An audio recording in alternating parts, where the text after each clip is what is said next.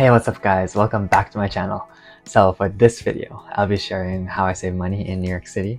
So I've been living in New York City for approximately 4 years now, and during those 4 years, I was able to fortunately attend graduate school here, graduate, and also be able to find a full-time job that can help support my lifestyle.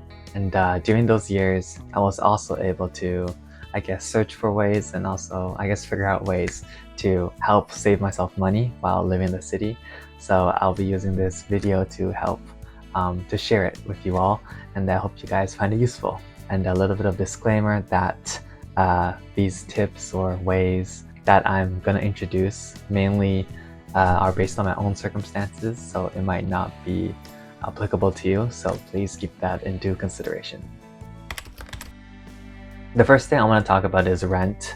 As many of you may have expected, rent itself is saving me lots and lots of money by just having a roommate, and that is something I recommend to you as well. I tried to search up how much it is for a one-bedroom apartment, the average monthly rent price, and it came out to there were a lot of numbers that came out, but it usually fell into the range of $3,500 to $4,500, which is insane. I can't really afford that, and I'm sure many of you don't really want to spend that much money either. So that is why I think having a roommate itself can be really beneficial, because it can lower the rent price by a lot. Also, I think that a roommate can be really helpful in other aspects, such as comfort or emotional support. And like for me, for instance, I would like to have somebody at my close proximity to chat to, like just general topics or discuss some important matters. And I think that having somebody like that nearby is extremely helpful in that sense, especially when you're in this big, overwhelming city.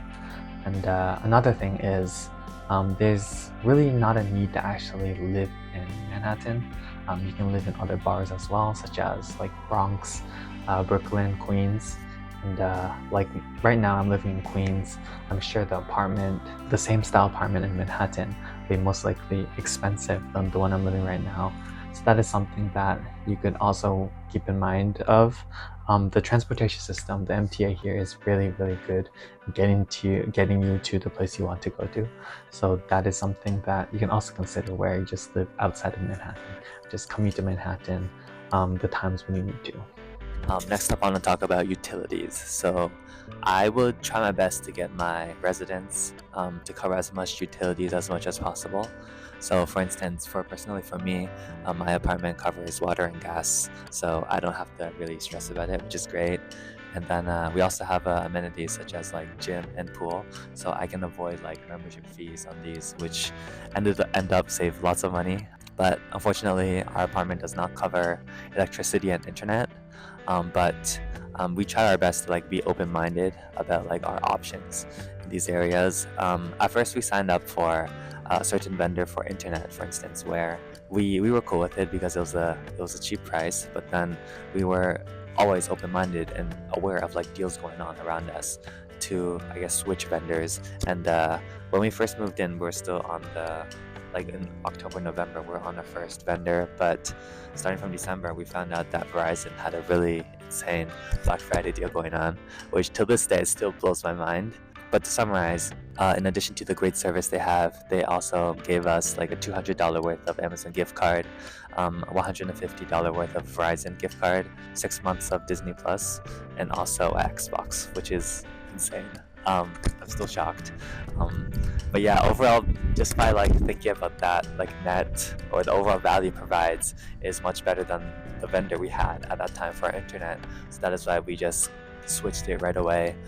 So yeah, I think that like for the options you have control over and utilities or amenities, I think to keep be open-minded and be aware of the deals going on is really important.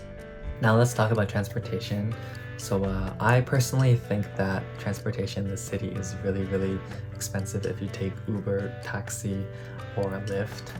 One story is when I first came to New York from LaGuardia Airport, which is in Queens, to my Upper West Side Manhattan apartment at that time.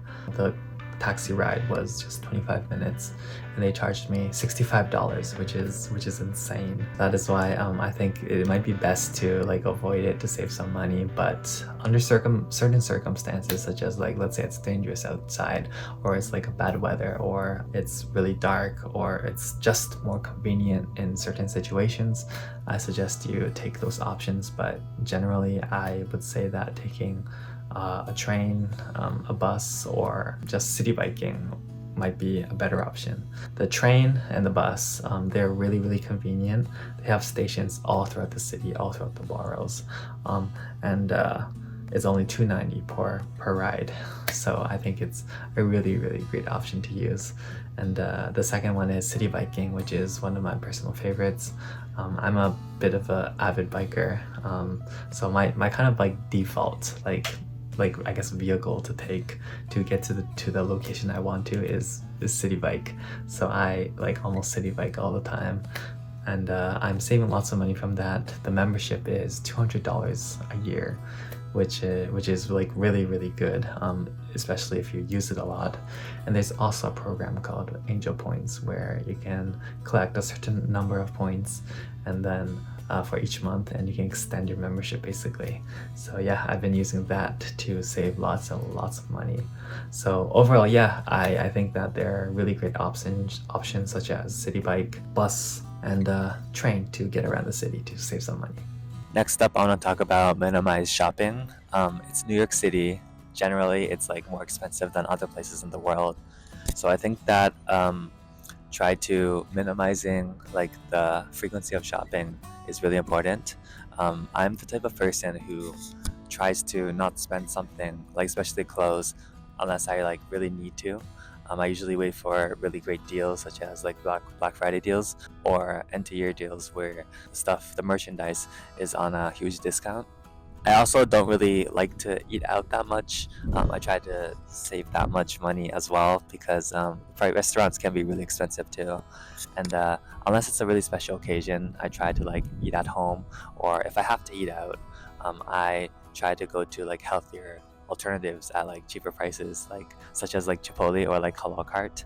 And I also use this app called Too Good To Go, which is an app where you can get a huge quantity of food at a cheap price because you're picking it up near the closing time. So that is something I often use to save some money.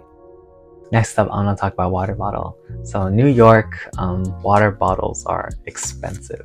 So I suggest you bring your own water bottle or tumbler or whatever it is to keep yourself hydrated.